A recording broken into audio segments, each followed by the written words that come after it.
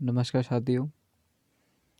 आज सीडीपी में हम लोग समस्यात्मक बालक प्रॉब्लमेटिक चाइल्ड पे कुछ बातों पे संक्षेप में चर्चा करेंगे, ताकि कुछ चीज़ों को जो परीक्षा में हम कभी कभी आती हुई चीज़ को हम कंफ्यूज हो जाते हैं, तो ऐसा हमें कुछ भी फील ना हो, ताकि हम उसको ना कर पाएँ, समझ सकें, उसके कॉन्सेप्ट को समझ सकें। उन्हीं सब चीज़ों को हम कुछ लेके आए हैं आपके लिए। एक बार सिर्फ पढ़ लीजिए, समझ लीजिए, रिवीजन हो जाएगा, क्योंकि परीक्षा बहुत पास आने वाले हैं आपके। तो उन परीक्षा को पास जब आ रही हैं तो उसको एक बार देख लीजिए, ताकि आपको इतनी दिक्कत नहीं होगी।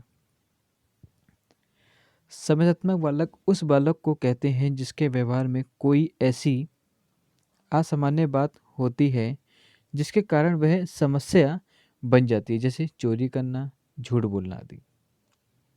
तो कहने का तात्पर्य यह है कि कुछ ऐसी बातें होती हैं, असामान्य बात होती हैं, जिसके व्यवहार में एक असामान्य बात होती है। जैसे कि जब चोरी करेगा तो कहने का उसके अंदर एक भय होता है, ठीक है। झूठ बोलेगा तो भय होगा। तो ये सब चीज़ें उसके लिए एक हमारी प्रॉब्लम क्रिएट हो जाती हैं। देखिए, संज्ञानात्मक बालक का अर्थ वैलेंटाइन समस्या शब्द का प्रयोग साधारणतः उन बालकों का वर्णन करने के लिए किया जाता है जिनका व्यवहार या व्यक्तित्व किसी बात में गंभीर रूप से असामान्य होता है। देखिए, जो उसका अर्थ दिया था, किसने दिया था? वैलेंटाइन जी ने दिया था कि समस्यात्मक वक्त शब्द का जो प्रयोग है वो साधारणतः उन बालकों का वर्णन करने के लिए किया जाता है जिनका व्यवहार या व्यक्तित्व किसी बात में गंभीर रूप से असामान्य होता है। बात वही है।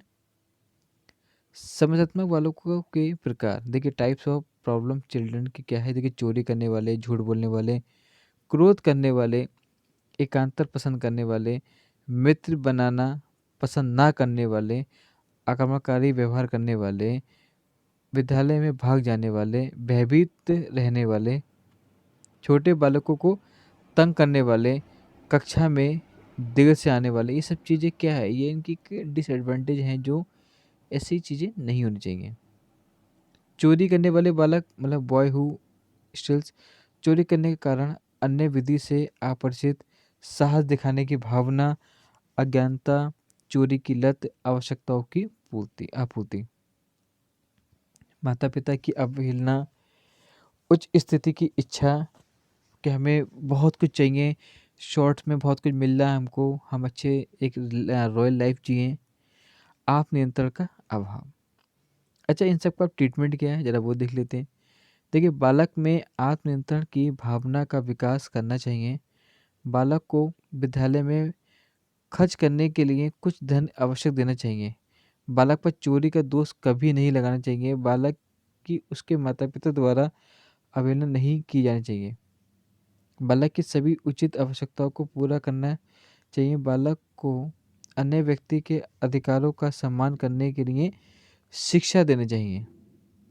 बालक को उचित और अनुचित कार्यों में अंतर बताना चाहिए। आप जब तक उसको बारीकी से नहीं बताएंगे, प्यार से उस चीज़ को, अगर कोई गलत ट्रैक पे स्टूडेंट्स हमारा होता है या हमारे कोई घर का बच्चा होता है, तो हम कोशिश करते हैं कि उसको उसी की लैंग्वेज में हम इधर ऐसे एग्जांपल्स देके उसको थोड़ा सा एक इमेज बना के उस चीज़ को हम समझाने का प्रयास करें।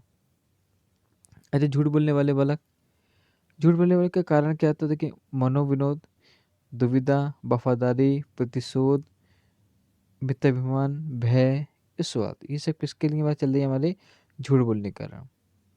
इनका ट्रीटमेंट क्या है कि बालक को ये बताना चाहिए कि झूठ बोलने से कोई फ़ायदा नहीं होता। बालक में नैतिक साहस की भावना का अधिकतम विकास करने का प्रयत्न करना चाहिए। बालक में सोच विचार कर बोलने की आदत का निर्माण करना चाहिए। बालक से बात ना करके, उसकी अवहेलना करके और उसके प्रति उदासीन रहकर उसे इंडायरेक्ट दंड देना चाहिए। बालक में ऐसी संगति और वातावरण में रखना चाहिए जिससे झूठ बोलने का अवसर ना मिले। बालक से उसका अपराध स्वीकार करवा कर उससे फिर कभी झूठ ना बोलने की प्रतिज्ञा करवानी चाहिए। सत्य बोलने वाले बालक की निर्भीकता और नैतिक साहस की प्रशंसा करनी चाहिए। देखिए क्रोध करने वाले बालक boy who the express anger, देखिए क्रोध व आक्रमणकारी व्यवहार जो व्यवहार होता है वो साधारण क्रोध और आक्रमणी व्यवहार के साथ होता है।